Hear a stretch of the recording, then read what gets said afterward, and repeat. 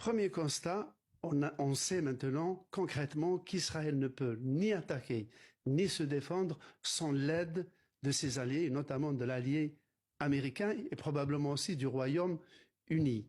Jusqu'ici, on disait qu'Israël était une puissance nucléaire, balistique, cyber et qu'elle pouvait mener une guerre à peu près avec une très grande part d'autonomie. Premier point. Deuxième point, le territoire israélien n'est plus sanctuarisé.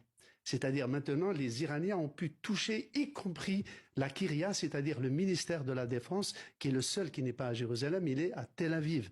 Mais aussi des bases militaires ont été touchées. Ça veut dire la sanctuarisation, qui jusqu'ici en Israël était un tabou énorme, puisque jusqu'ici Israël a mené ses guerres sur le territoire de l'ennemi, au Liban, en Égypte, au Sinaï.